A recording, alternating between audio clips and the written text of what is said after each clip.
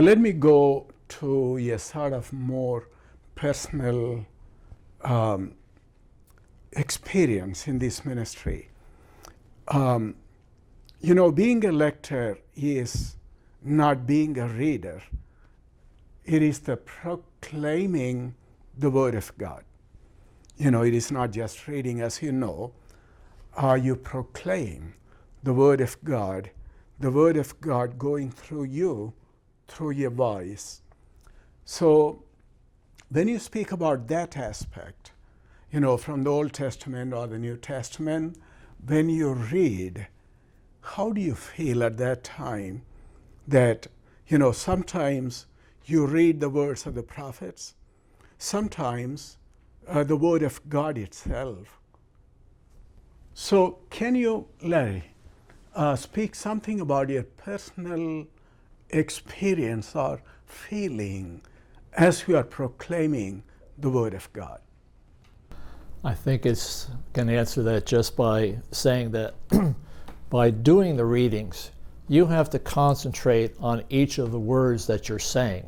You're not just reading something and or out in one of the pews, maybe listening, maybe watching your smartphone when you should be listening to the priest.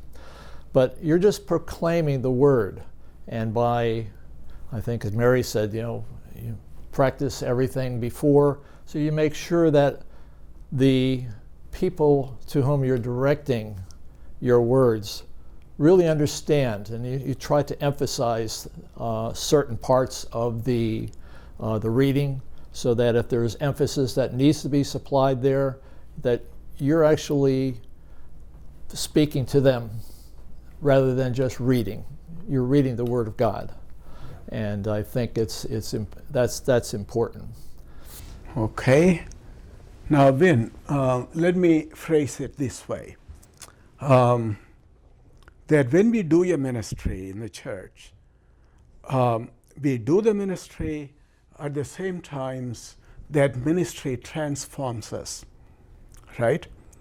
So being a priest for me, when I say the Mass, I celebrate the Mass, but that transforms me too. So likewise, being a lector, proclaiming the Word of God, can you explain something about how it is really working on you? I guess before I answer, there's two things that I forgot to do. I didn't introduce myself, which I just realized. So my name is Vin Pasilio, and what Mary reminded me is our two children were also altar servers, and if I don't mention that, my phone will light up with not doing so. So getting to Father's question, I think to build on what some Larry said, is that part of reading is having confidence in what it is that you're saying. And I think part of that comes from, and I have a little prop, it's something we provide to the lectors. It has all the readings for the liturgical year in here, with also what I would call context, and also what pronunciation. And if you've looked through this book, there are some names and places that you're going to need help with pronunciation with. So in preparation for reading, you take these readings and you digest them so that when you're lecturing on a given Sunday, you're not only prepared with what it is you have to read, but you have a sense of what it is that you're reading and why you're reading it. So I think it deepens the experience that you have, as opposed to being, and I'll say just a parishioner, but I think as you're listening, you would, and if you decided to become a lector, you would have the added benefit of having some context, understanding the reading that you're performing and listening to that others don't necessarily have. So I think that's an added benefit that I think is that people don't know about. And plus, to be honest, you're participating. And I think just by participating, you feel good about yourself. So I think you have the additives of feeling good about yourself, understanding the readings, proclaiming the word, and you put that equation together, and I think that leads to a better experience to attend church. Mary, can you develop something on this from your perspective? I mean, Vince said it pretty good there. just as I said before, I think it's very rewarding to be able to go through the readings and understand. I feel like I have a much better understanding of the Gospels, of the readings of the Old Testament, the New Testament, and it's just increased my faith and understanding immensely. At this time, I want to share with you about what you're talking about now. Myself and my friend, Father Robbie, we produce audio albums, mostly Christian spiritual songs. And one of the songs we wrote was the conversation between Moses and God. God telling Moses, I am the Lord your God, you know. And one professional Hindu singer, he was singing this song. And before that, I mean, usually it takes about 1 hour to absorb the song before he really sang into the microphone. So he asked us the question, Father, I have sung, I mean, he has sung more than 4,000 songs in his life. But nobody gave me this opportunity that this is the word of God.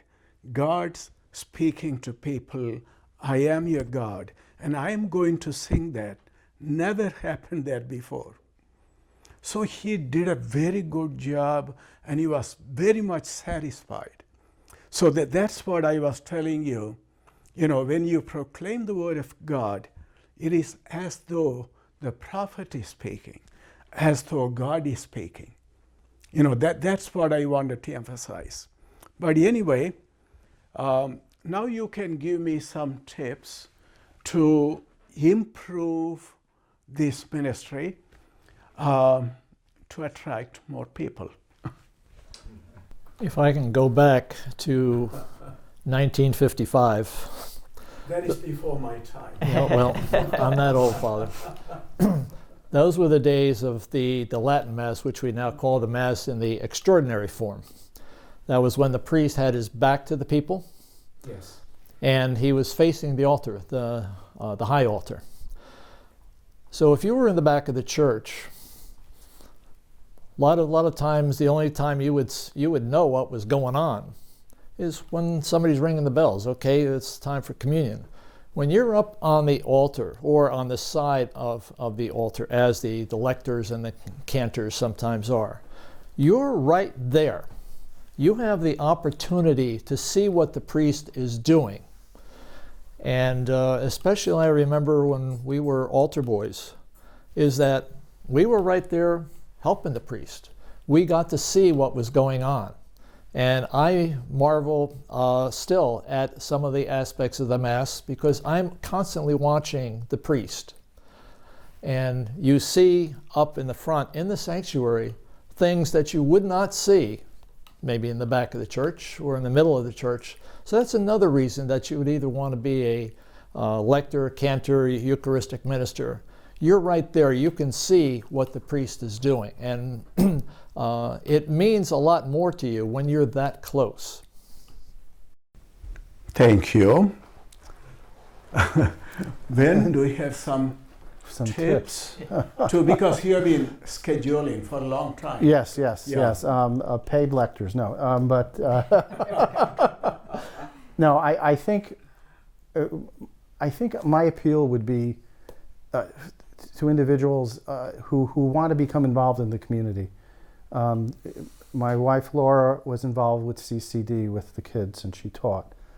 There are many ways that you can contribute to the parish. Now, granted, we would like to see you as a lector, but we don't want to discourage you not to volunteer if you have some discomfort in speaking in front of people.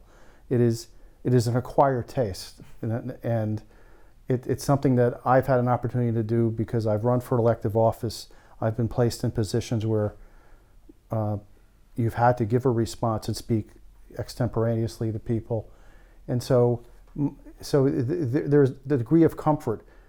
But for those that maybe have a slight discomfort, you have to try it. And I can tell you over time, you become more comfortable with preparation, with presentation.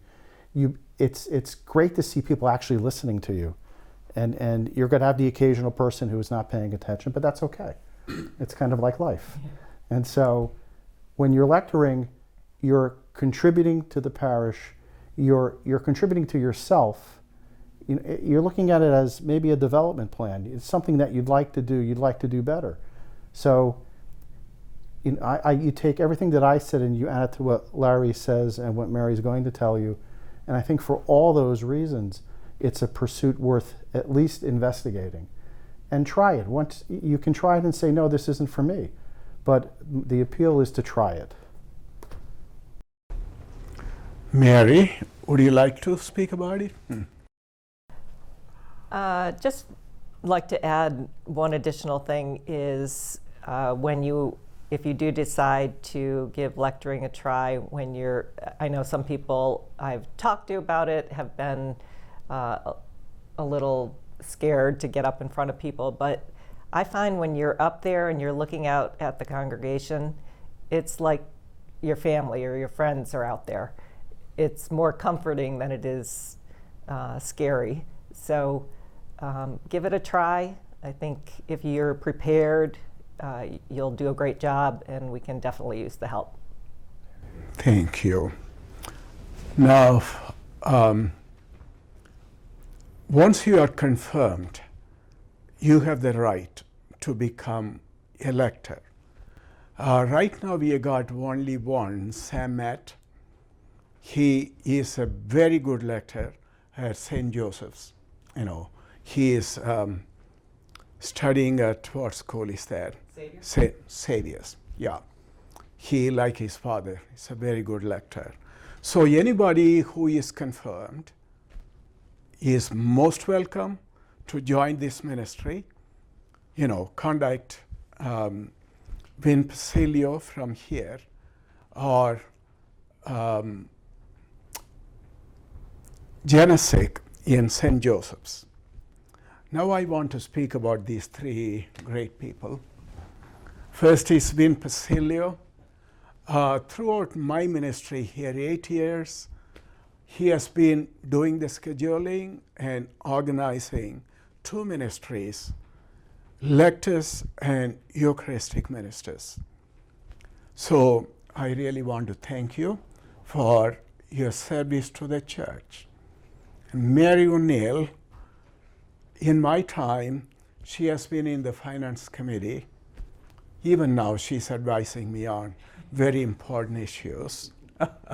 And we have done a good job, in this parish. Thank you. And Larry Bolanowski, he did an elaborate historical research on Our Lady of Sorrows and brought out a big book, which we made available in the church as well. But if you go to the website, we have got the whole book there. I recommend you to go through that book and come to know about a lot of interesting news and photos. I remember that you got the photo of Florence Dutka, her first communion photo. That is in the book. So please go to the website and give a try. And I thank you both, all of you, for being lectors, being parishioners, and doing a lot of service to the church. And once again, on behalf of the lectors of both the churches, I invite you to come and join the ministry. And thank you. Have a nice day.